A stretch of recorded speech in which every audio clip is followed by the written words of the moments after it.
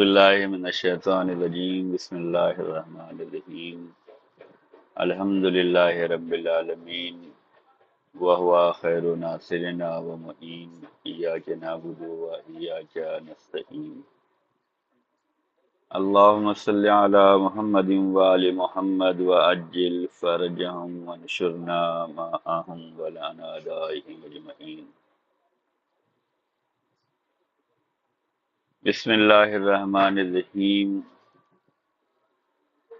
رب زدنی علما والحقنی بالصالحین رب یسر ولا تعسر وتمم بالخیر السلام علیکم ورحمۃ اللہ وبرکاتہ۔ آج زہرا کلاسز سال اول مرحلہ ثانیہ کا تیسرا درس ہو رہا ہے جو قرآن کریم کے بارے میں ہے، جس میں سورہ مبارکہ عصر کے بارے میں پڑھا جائے گا۔ سورہ عصر قرآن مجید کا 103 نمبر کا سورہ ہے۔ یہ مکی سورہ ہے اور اس میں 3 آیتیں ہیں اور یہ 30ویں پارے کا جز ہے۔ اعوذ باللہ من الشیطان الرجیم بسم اللہ الرحمن الرحیم والعصر ان الانسان لفی خسر الا الذین آمنوا وعملوا الصالحات وتواصوا بالحق وتواصوا بالصبر صدق اللہ العلی العظیم۔ مضامین سورہ عصر یعنی سورہ عصر میں کیا بیان کیا گیا ہے، اس میں کیا موضوعات شامل کیے گئے ہیں۔ اس سورہ میں تمام انسانوں کو یہ پیغام دیا گیا ہے کہ تمام لوگ گھاٹے میں ہیں، لیکن صرف وہ انسان اس خسارے سے محفوظ ہیں جو ایمان، عمل صالح اور ایک دوسرے کو حق اور صبر کی وصیت و نصیحت کرتے ہیں، اور یہ 4 اصول اسلام کے اعتقادی و عملی اور انفرادی و اجتماعی پروگراموں کو اپنے اندر لیے ہوئے ہیں۔ یعنی کہ سورہ مبارکہ عصر میں جو ہے 4 موضوع کو شامل کیا گیا ہے۔ یہ 4 اسلام کے اصول بیان کیے گئے ہیں۔ یہ 4 اسلام کے وہ اصول ہیں جو اعتقادی بھی ہیں، عملی بھی ہیں، انفرادی بھی ہیں اور اجتماعی بھی ہیں۔ اعتقادی یعنی کہ ایمان لانا، عملی یعنی عمل کرنا، انفرادی بھی ہیں، اجتماعی بھی ہیں، ایک دوسرے کو حق اور صبر کی وعظ و نصیحت کرنا۔ تو اس میں یہ بتایا گیا ہے کہ تمام انسان جو ہے وہ گھاٹے میں ہیں، لیکن وہ لوگ جو ایمان لائے ہیں، عمل صالح کرتے ہیں اور ایک دوسرے کو حق اور صبر کی وصیت و نصیحت کرتے ہیں، یہ گھاٹے میں نہیں، یہ خسارے میں نہیں۔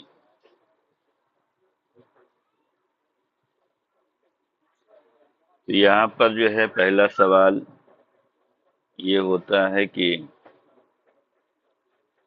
سورہ مبارکہ عصر کے مضامین کیا ہیں؟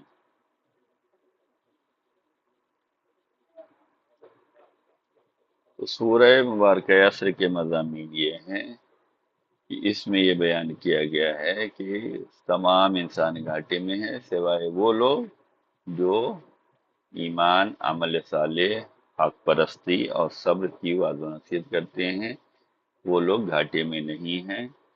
اور یہ 4 اصول اسلام کے اعتقادی، عملی، انفرادی اور اجتماعی پروگراموں کو اپنے اندر سمیٹے ہوئے ہیں۔ فضیلت سورہ عصر، سورہ عصر کی فضیلت کیا ہے، پڑھنے کا ثواب کیا ہے، اس سے ہمیں کیا ثواب ملنے والا ہے، وہ تمام چیزیں اس میں بیان کی جائیں گی۔ حضرت رسول خدا صلی اللہ علیہ وسلم نے فرمایا کہ جو کوئی سورہ عصر کی تلاوت کرتا ہے تو اللہ تعالیٰ 10 برابر حسنات اس کے نامہ اعمال میں لکھ دیتا ہے اور اسے عاقبت بخیر کرتا ہے، اور آخرت میں وہ صابرین اور اہل حق میں سے قرار پاتا ہے۔ یعنی کہ اگر ہم سورہ مبارکہ عصر کی تلاوت کرتے ہیں تو 10 برابر نیکیاں جو ہیں ہمارے نامہ اعمال میں لکھی جاتی ہیں، اور عاقبت بخیر ہوتی ہے۔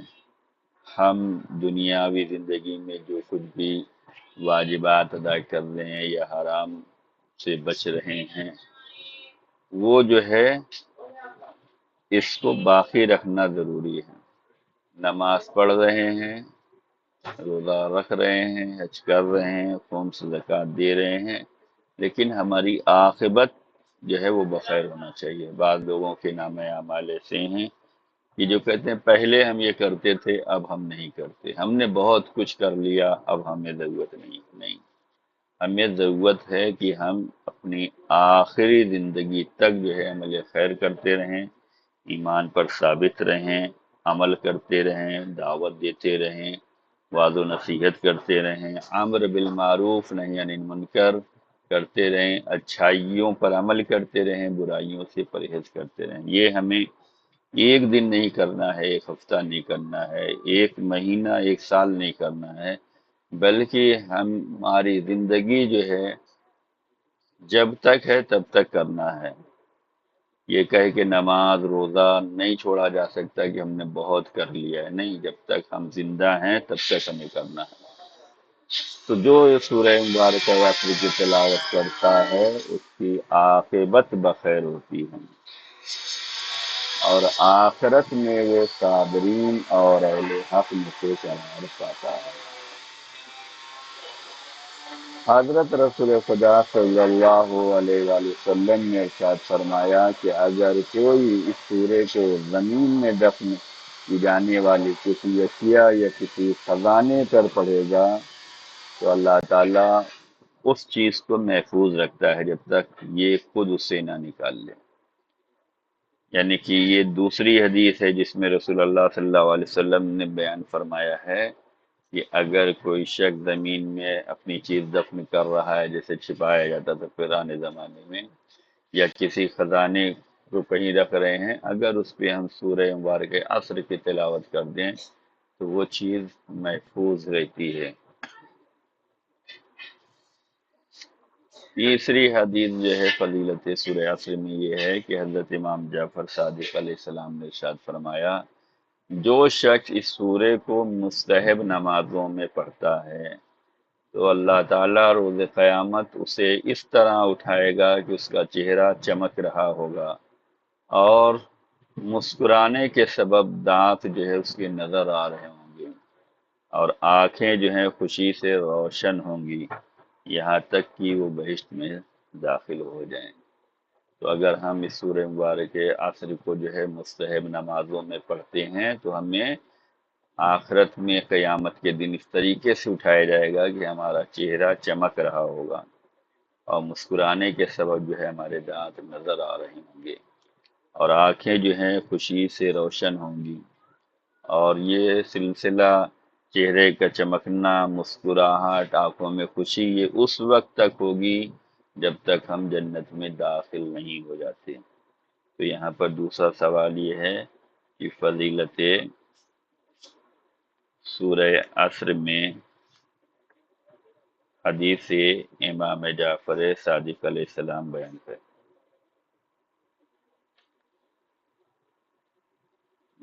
کریں۔ اب جو ہے ترجمہ سورہ عصر کا اور اس کی مختصر سی تفسیر بیان کرنا چاہتا ہوں۔ بسم اللہ الرحمن الرحیم، شروع اللہ کے نام سے جو بڑا مہربان اور زیادہ رحم کرنے والا ہے۔ والعصر، قسم ہے عہد حضرت امام زمان علیہ السلام کی۔ ان الانسان لفی خسر، بے شک انسان گھاٹے میں ہے، الا الذین آمنوا وعملوا الصالحات وتواصوا بالحق وتواصوا بالصبر، سوائے ان لوگوں کو جو ایمان لائے ہیں اور عمل صالح کرتے ہیں اور ایک دوسرے کو حق اور صبر کی وصیت و نصیحت کرتے ہیں۔ یہ جو ہے سورہ عصر کا ترجمہ ہوا۔ یہاں پر جو ہے تیسرا سوال یہ ہے کہ سورہ عصر کی پہلی دوسری آیت کا ترجمہ لکھیں۔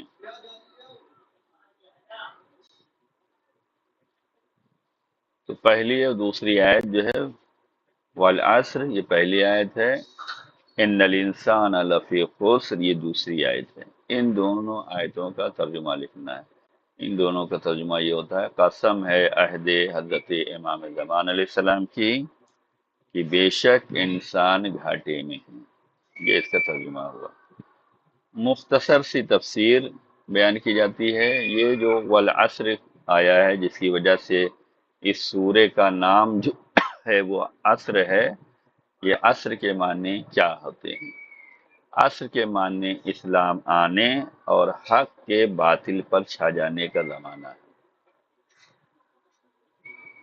جو عصر کے معنی بیان کیے گئے ہیں وہ یہ ہیں کہ اسلام کے آنے اور حق کے باطل پر چھا جانے کے زمانے کو عصر کہا جاتا ہے۔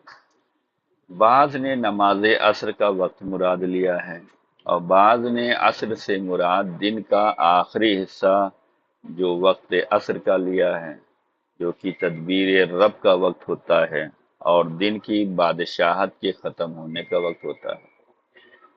ایک وہ وقت ہوتا ہے جو عصر کا وقت ہوتا ہے جس میں ہم اور آپ جو ہے نماز عصر پڑھتے ہیں، اس سے بھی کہا گیا ہے۔ تو اس عصر کے معنی جو بیان کیے گئے ہیں اس میں وہ یہ ہے کہ اس میں نماز عصر کا وقت لیا گیا ہے یا عصر کا وقت لیا گیا ہے یا دن کا آخری حصہ لیا گیا ہے جو تدبیر رب کا وقت ہوتا ہے اور دن کی بادشاہت ختم ہونے والی ہوتی ہے، یعنی سورج ڈوبنے سے پہلے کا وقت جو ہے وہ بھی عصر بیان کیا گیا ہے۔ تو اس آیت میں جو ہے عصر سے مراد کیا لیا گیا ہے؟ تو حضرت امام جعفر صادق علیہ السلام سے اس آیت کے بارے میں سوال کیا گیا تو آپ نے فرمایا کہ عصر سے مراد حضرت قائم علیہ السلام کا زمانہ، یعنی حضرت امام زمان علیہ السلام کا جو ہے وہ زمانہ مراد لیا گیا ہے۔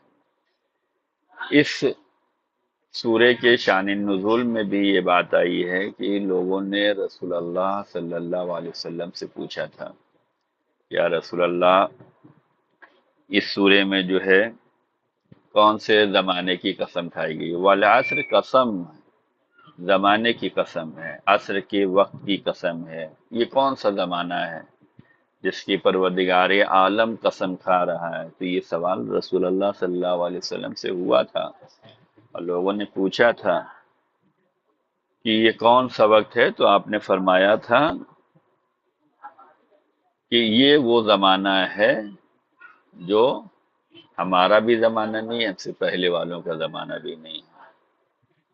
لوگوں نے کہا کہ یا رسول اللہ یہ آپ کا زمانہ ہے؟ رسول اللہ نے فرمایا نہیں، ہمارے زمانے کی قسم نہیں کھائی گئی۔ تو کہا آپ سے پہلے کہ انبیاء و مرسلین کا زمانہ؟ کا نہیں، بلکہ اس زمانے کو بیان کرنے سے پہلے رسول اللہ صلی اللہ علیہ وسلم نے اس زمانے کی خاصیت کو بیان کیا تھا جس زمانے کی پروردگار عالم نے اس سورے میں قسم کھائی ہے، اور وہ خاصیت رسول اللہ نے بیان فرمائی تھی کہ ایسا زمانہ ہوگا جس زمانے میں اپنے ہاتھ کی ہتھیلی پر جلتے ہوئے انگارے کو رکھنا، برداشت کرنا یہ آسان کام ہوگا۔ یعنی کوئی اگر ہمارے ہاتھ کی ہتھیلی پہ جلتے ہوئے انگارے کو رکھ دے تو ہم اس کی شدت حرارت جو ہے یہ برداشت کر لے جائیں گے، لیکن اس زمانے میں ایمان کا بچا لے جانا بڑا مشکل کام ہوگا۔ رسول اللہ نے اس زمانے کی جو پروردگار عالم نے قسم کھائی ہے، زمانے کو بیان فرمانے سے پہلے اس کی صفت بیان کی ہے کہ ایسا زمانہ ہوگا کہ جس زمانے میں جلتے ہوئے انگارے کو پکڑ لینا یہ تو آسان کام ہوگا، لیکن اپنا ایمان بچا لے جائیں یہ بڑا مشکل کام ہوگا۔ اور پھر اس کے بعد فرمایا کہ یہ زمانہ میرے آخری جانشین کا زمانہ ہوگا، یہ زمانہ غیبت ہوگا۔ حضرت امام زمان علیہ السلام رسول اللہ صلی اللہ علیہ وسلم کے آخری جانشین ہیں، جو 15 شعبان 255 ہجری کو پیدا ہو چکے ہیں اور ابھی غیبت کے دور سے گزر رہے ہیں، ہماری نظروں سے غائب ہیں، وہ غیبت کبریٰ کے دور میں ہم انہیں نہیں دیکھ پا رہے ہیں لیکن وہ دیکھ رہے ہیں، اور جب اللہ انہیں ظہور کرے گا، انہیں ظاہر کرے گا، تو وہ دنیا کو عدل و انصاف سے پر کر دیں گے۔ جیسے آج دنیا ظلم و جور سے بھری ہوئی ہے، ایسے ہی حضرت امام زمان علیہ السلام کے ظہور کے بعد دنیا امن و امان سے بھری ہوگی، حق اور سچ کا چرچا ہوگا، ہر انسان حق پر بات کرے گا، حق پر چلے گا اور حق بات کہے گا۔ تو رسول اللہ صلی اللہ علیہ وسلم نے جو ہے اس زمانے کی خاصیت بیان کی تھی کہ وہ زمانہ ہمارے آخری جانشین کا زمانہ ہوگا، اس زمانے میں جو ہے ایمان کا بچا لے جانا بڑا مشکل کام ہوگا۔ آج ہم دیکھ رہے ہیں کہ ہر انسان اپنے ایمان کو بچا لے جائے، یہ بڑا مشکل کام ہے۔ ہمارے ہاتھوں میں موبائل ہے، ہم اس موبائل کے ذریعے سے اگر نیکیاں حاصل کرنا چاہیں تو وہ بھی کر سکتے ہیں، برائیوں میں ملوث ہونا چاہیں تو وہ بھی کر سکتے ہیں۔ ہمارے گھروں میں ٹی وی لگی ہوئی ہے، ہم چاہیں تو اس سے اچھے پیغام لے سکتے ہیں، ہم چاہیں تو اسی سے برے پیغام بھی لے سکتے ہیں۔ اگر اس ٹی وی کے ذریعے سے وعظ و نصیحت حاصل کی جائے، تقریر سنی جائے، وعظ و نصیحت کے لیکچر سنے جائیں، قرآن سنا جائے، حدیث سنی جائے، خطبات سنے جائیں، دین کا پیغام سنا جائے، تو یہ جو ہے ہمارا ایمان صحیح و سالم ہوگا۔ لیکن اسی سے اگر ہم سیریل دیکھیں، ہم گانا سنیں، فلم دیکھیں، تو ہمارا ایمان جو ہے وہ کمزور پڑ جائے گا۔ اس زمانے میں جہاں ساری سہولتیں ہیں، وہیں انسان کو جو ہے اپنا ایمان بچا لے جانا یہ بڑا مشکل کام ہے۔ تو یہ جو قسم کھائی گئی ہے وہ اس دور کی قسم کھائی گئی ہے جس میں ہم آرام زندگی بسر کر رہے ہیں۔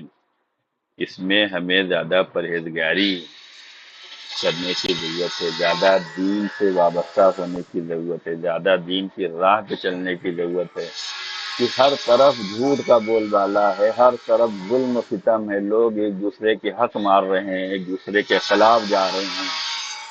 ایسے موقع پر ہمیں ایمان بچانا ہے۔ اگر ہم نے حق کا ساتھ دیا تو ہم نے ایمان بچا لیا، اگر ہم نے حق پرستی کی تو ہم نے جو ہے ایمان بچا لیا، اور اگر ہم نے سچ کا ساتھ دیا تو ایمان بچا لیا۔ ورنہ لوگ گمراہیوں میں ہیں، جھوٹ اپنے عروج پر ہے، ظلم و ستم اپنے عروج پر ہے، لیکن وہ لوگ جو ایمان رکھتے ہیں، عمل کرتے ہیں، جو صبر اور حق کی وصیت و نصیحت کرتے ہیں، وہ جو ہے گھاٹے میں نہیں ہیں۔ تو اس زمانے میں جو ہے ہمیں زیادہ پرہیزگاری کرنا ہے، زیادہ دینداری کرنا ہے، زیادہ جو ہے دین کی باتوں پر عمل کرنے کی ضرورت ہے۔ یہاں چوتھا سوال یہ ہے کہ والعصر سے کیا مراد ہے، اور رسول اللہ صلی اللہ علیہ وسلم نے آخری زمانے کی کیا آخری زمانے کی کیا صفات بیان کیے ہیں، ان کو لکھیں۔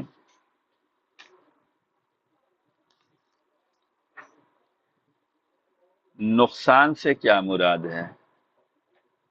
والعصر قسم ہے زمانے کی کہ انسان گھاٹے میں ہے، سوائے ان لوگوں کے جو ایمان لائے ہیں۔ تو گھاٹا، نقصان سے کیا مراد ہے؟ خسر بر وزن اسر ہے، خسران اس کی جمع ہے، جیسا کہ راغب مفردات میں لکھا ہے کہ سرمایے کے کم ہونے کے معنی میں، خسر یعنی کمی، گھاٹا سرمایے کے کم ہونے کے معنی میں ہے۔ کبھی تو اس کی انسان کی طرف نسبت دی جاتی ہے اور یہ کہتے ہیں کہ فلاں آدمی کو نقصان ہو گیا، اور بعض اوقات خود عمل کی طرف نسبت دی جاتی ہے اور یہ کہتے ہیں کہ اس کی تجارت میں نقصان ہو گیا۔ یہ لفظ عام طور پر خارجی سرمایوں مثلا مال اور مقام کے لیے استعمال ہوتا ہے کہ یہ گھاٹا ہو گیا، اس آدمی کو نقصان ہو گیا، اس تجارت میں، اس کاروبار میں، اس جاب میں جو ہے نقصان ہو گیا، گھاٹا ہو گیا۔ اور بعض اوقات اندرونی سرمایوں جیسے صحت و سلامتی، عقل و ایمان اور ثواب کے لیے استعمال ہوتا ہے کہ اس میں گھاٹا ہو گیا۔ اور یہ وہی چیز ہے جیسے خداوند عالم نے خسران مبین قرار دیا ہے، یعنی کہ اگر ہمارے ایمان اور ثواب میں کمی ہو گئی، اس میں گھاٹا ہو گیا، تو اس یہی جو ہے خسران مبین ہوگا۔ خسران مبین کا مطلب ایک دم ایسا گھاٹا جو ظاہر ہے، جو واضح ہے۔ اور وہ گھاٹا کہاں پر ہوگا؟ اگر ہم عقل کا استعمال نہ کریں، ہم ایمان پر ثابت نہ رہیں، ہماری صحت و سلامتی نہ رہے، تو یہ وہ خسران مبین ہے جس کی طرف خداوند عالم نے جو ہے اشارہ کیا ہے، جیسا کہ اللہ تعالیٰ ارشاد فرماتا ہے، بسم اللہ الرحمن الرحیم، ان الخاسرین الذین خسروا انفسهم واہلیہم یوم القیامۃ الا ذالک هو الخسران المبین۔ یہ سورہ زمر کی آیت ہے۔ واقعی ضیاءکار لوگ وہ ہیں جو قیامت میں اپنے وجود اور اپنے گھر والوں کے وجود کا سرمایہ ہاتھ سے دے بیٹھیں گے۔ جان لو کہ یہ خسران مبین یہی ہے، واضح خسارہ یہی ہے۔ کیا؟ یعنی کہ وہ اپنی اور اپنے گھر والوں کے وجود کا سرمایہ ہاتھ سے دے بیٹھیں گے، یعنی یہ خود محفوظ نہیں رہیں گے، نہ خود محفوظ ہیں نہ گھر والے محفوظ ہیں۔ تو جو ذمہ داری ہے کہ خود کو بھی بچاؤ اور اپنے اہل و عیال کو بھی بچاؤ۔ جن لوگوں نے خسارہ اٹھایا ہے اپنے بارے میں، اپنے گھر والوں کے بارے میں، یہ خسران مبین ہے۔ تو خسران مبین، یہاں پانچواں سوال یہ ہے کہ خسران مبین سے کیا مراد ہے؟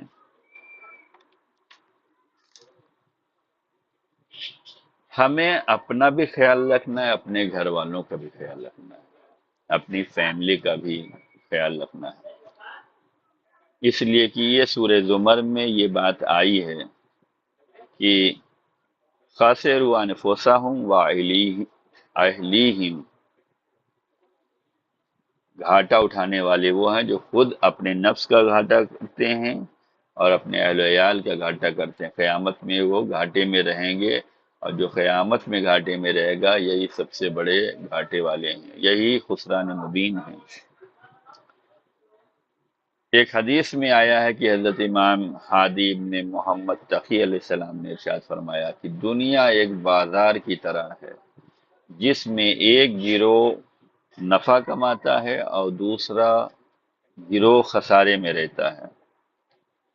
یہ کون لوگ ہیں جو دنیا میں فائدہ اٹھاتے ہیں، کون لوگ ہیں جو دنیا میں گھاٹا اٹھاتے ہیں؟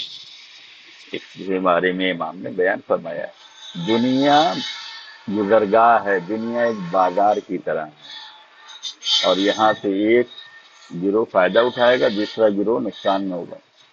اس دنیاوی زندگی میں جو ایمان پر باقی رہے گا وہ فائدہ اٹھائے گا دنیا سے، اور جس کا ایمان سلامت نہیں رہے گا وہ اس دنیا سے گھاٹا اٹھانے والا ہے۔ اس دنیا بازار کی طرح ہے، اس دنیا میں رہ کر جو عمل خیر کرے گا وہ اس دنیا سے فائدہ اٹھائے گا، اور جو اس دنیا میں رہ کر عمل خیر نہیں کرے گا وہ نقصان اٹھائے گا۔ دنیا بازار کی طرح ہے، اس دنیا میں رہ کر جو حق اور صبر سے کام لے گا وہ فائدہ اٹھائے گا، اور جو حق اور صبر پر ثابت قدم نہیں رہ پائے گا وہ اس دنیا سے گھاٹا اٹھانے والا ہے۔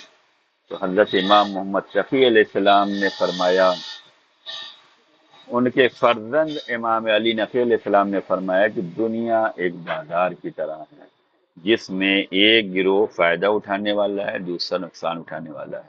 ہم ظاہری زندگی میں دیکھ سکتے ہیں، اگر ہم نماز کی پابندی کر رہے ہیں واجبات کو ادا کر رہے ہیں تو اس دنیا سے ہم فائدہ اٹھا رہے ہیں، اور جو لوگ نماز کی پابندی نہیں کر رہے ہیں، واجبات کو ادا نہیں کر رہے ہیں، وہ اس دنیا سے نقصان اٹھا رہے ہیں۔ جو لوگ دیندار ہیں وہ اس دنیا سے فائدہ اٹھا رہے ہیں، جو بے دین ہیں وہ اس دنیا سے جو ہے گھاٹا اٹھا رہے ہیں۔ جو اپنا خیال رکھ رہے ہیں کہ ہمیں پرہیزگار رہنا ہے، ہمیں دیندار رہنا ہے، ہمیں قاری قرآن بننا ہے، ہمیں قرآن پڑھنا ہے، قرآن پر عمل کرنا ہے، واجب کو ادا کرنا ہے، حرام سے بچنا ہے، وہ اس دنیا سے فائدہ اٹھا رہے ہیں۔ اور جنہیں کوئی پرواہ ہی نہیں ہے کہ ہم دینداری کر رہے ہیں یا نہیں کر رہے ہیں، دین پر عمل کر رہے ہیں یا نہیں کر رہے ہیں، دین کا خیال رکھ رہے ہیں یا نہیں رکھ رہے ہیں، وہ اس دنیا سے گھاٹا اٹھانے والے ہیں۔ تو ہمیں چاہیے کہ الدنیا مزرع الآخرہ، دنیا آخرت کی کھیتی کا نام ہے۔ اسی دنیا سے ہمیں آخرت سنوارنی ہے، آخرت کے لیے کام کرنا ہے۔ تو ہم اس دنیا سے ہمیں یہ چاہیے کہ ہم فائدہ اٹھائیں۔ ہم فائدہ اٹھانے کا مطلب یہ ہے کہ اسی دنیا میں رہ کر ہم دیندار رہیں، دین کی خدمت کریں، نماز کو ادا کریں، روزہ کو ادا کریں، جو ذمہ داریاں ہیں وہ ادا کریں، اپنے والدین کا خیال رکھیں، اپنے بچوں کا خیال رکھیں، اپنی فیملی کا خیال رکھیں، حق کا ساتھ دیں، سچ کا ساتھ دیں، تو ہم اس دنیا سے فائدہ اٹھانے والے ہیں۔ اس سورہ عصر میں یہی بیان کیا گیا کہ پہلے کہا گیا قسم ہے عصر کی، زمانے کی، کہ انسان گھاٹے میں ہے۔ پھر کہا گیا وہ لوگ گھاٹے میں نہیں ہیں جو ایمان لائے ہیں، جو عمل کرتے ہیں، جو حق اور سچ بولتے ہیں، جو صبر سے کام لیتے ہیں، وہ گھاٹے میں نہیں ہیں۔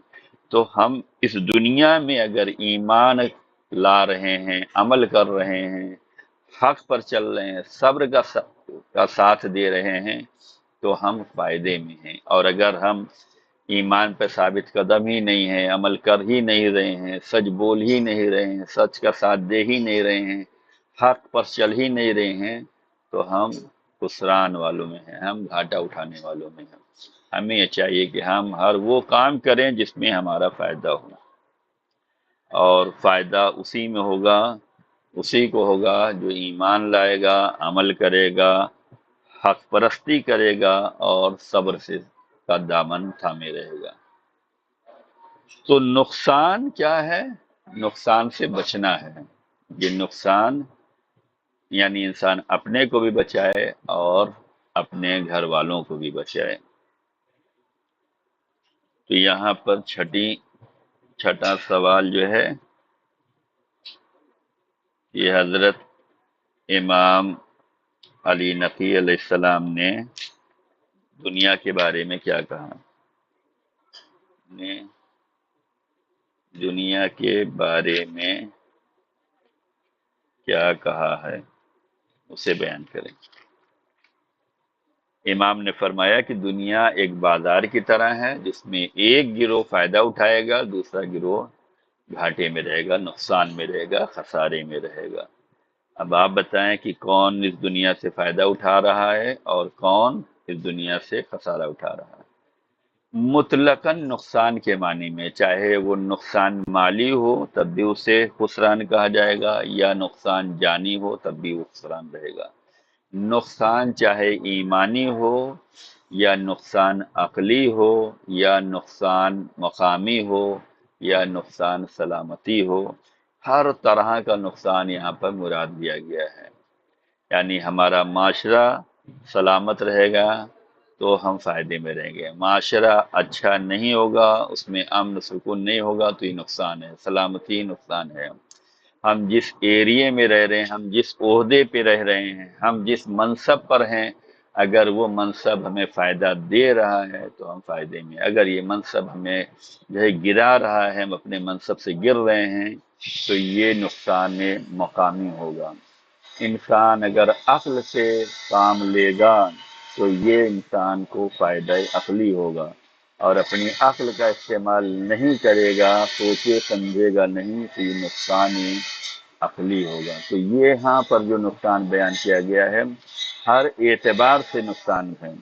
ہم کبھی کبھی اپنا ظاہری نقصان دیکھتے ہیں کہ یہ ظاہری نقصان ہو رہا ہے یا نہیں ہو رہا، ظاہری نقصان کو بچانا چاہتے ہیں، لیکن ہم اپنے ایمانی نقصان، عملی نقصان، عقلی نقصان، مقامی نقصان، سلامتی نقصان، ان سب کو بھول جاتے ہیں۔ ہمیں چاہیے کہ ہم اپنے ہر نقصان سے بچنے کی کوشش کریں، چاہے وہ ہمارے مال کا نقصان ہو، چاہے جان کا نقصان ہو، چاہے ایمان کا نقصان ہو، چاہے عقل کا نقصان ہو، چاہے مقام و منصب کا نقصان ہو، چاہے معاشرے میں امن و سلامتی کا نقصان ہو۔ ہر نقصان سے ہمیں بچنے کی ضرورت ہوتی ہے۔ نقص سے محفوظ کون ہے؟ نقصان سے محفوظ کون ہے؟ نقصان سے محفوظ وہ لوگ ہیں جو ایمان لائے ہیں اور ایمان کے ساتھ عمل صالح کرتے ہیں۔ یہاں ایمان کامل یعنی تمام اصول دین پر جو ہے عمل کرنا، ایمان رکھنا ہے۔ ایمان کی بات جب آتی ہے، ہمیں خدا کی وحدانیت پر بھی ایمان رکھنا ہے، خدا کے حاضر و ناظر ہونے پہ بھی ایمان رکھنا ہے، خدا کے قادر ہونے پہ بھی ایمان رکھنا ہے، خدا کے عالم ہونے پہ بھی ایمان رکھنا ہے، ہمیں جنت و جہنم پر بھی ایمان رکھنا ہے، ہمیں حشر و نشر پر بھی ایمان رکھنا ہے۔ ایمان ہر چیز پہ رکھنا ہے جو اللہ رسول نے چاہا ہے۔ تمام اصول دین اور فروع دین پر ہمیں ایمان رکھنا ہے اور صحیح عمل کرنا ہے۔ جیسا اللہ رسول نے چاہا ہے ویسا عمل کرنا ہے، یعنی جس طریقے سے اللہ رسول نے نماز چاہی ہے، جس طریقے سے اللہ رسول نے روزہ چاہا ہے، جس طریقے سے اللہ رسول نے حج چاہا ہے، اس طریقے سے ہمیں کرنا ہے۔ ایمان صالح، عمل صالح یہی ہے، صحیح عمل یہی ہے۔ اس کے ساتھ ساتھ ایک دوسرے کو حق اور صبر کی وصیت و نصیحت کرنا ہے۔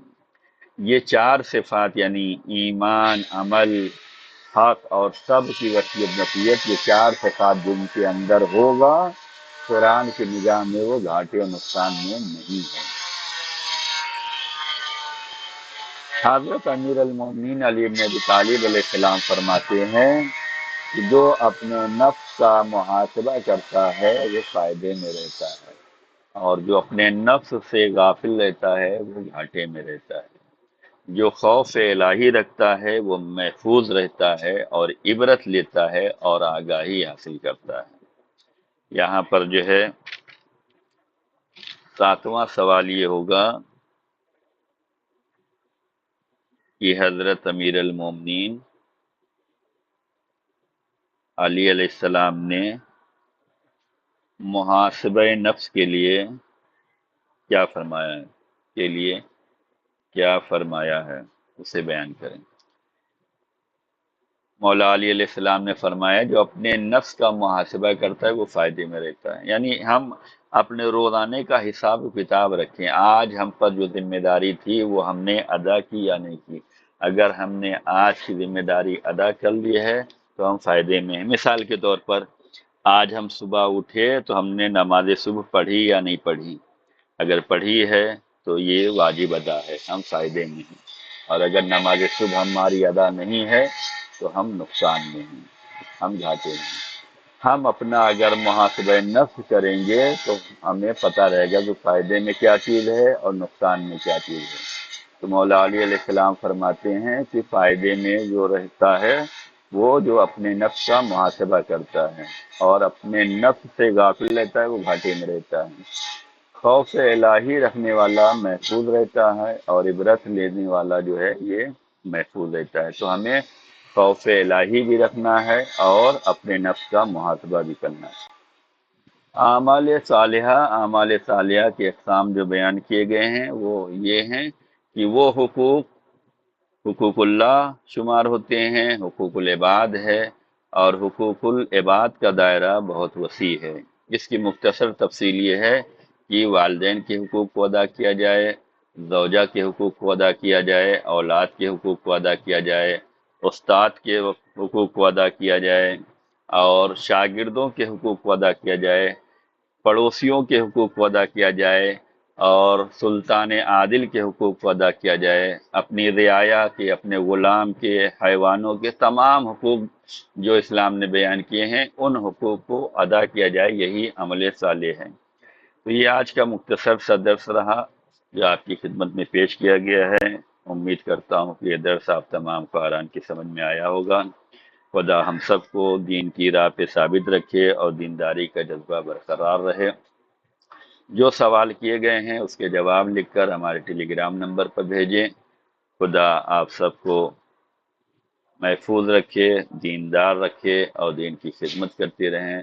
جو بھی تعلیم حاصل کر رہی ہیں اس پہ عمل کرنے کی کوشش کریں، اس لیے کہ علم حاصل کرنا کمال نہیں ہے، علم حاصل کرنے کے بعد اس پر عمل کرنا زیادہ کمال کی بات ہوتی ہے۔ خدا آپ سب کی توفیقات میں اضافہ کرے، اور اس کا جواب لکھ کر ہمارے ٹیلی گرام نمبر پہ بھیجیں۔ خدا سلامت رکھے۔ وقت والسلام علیکم ورحمۃ اللہ وبرکاتہ۔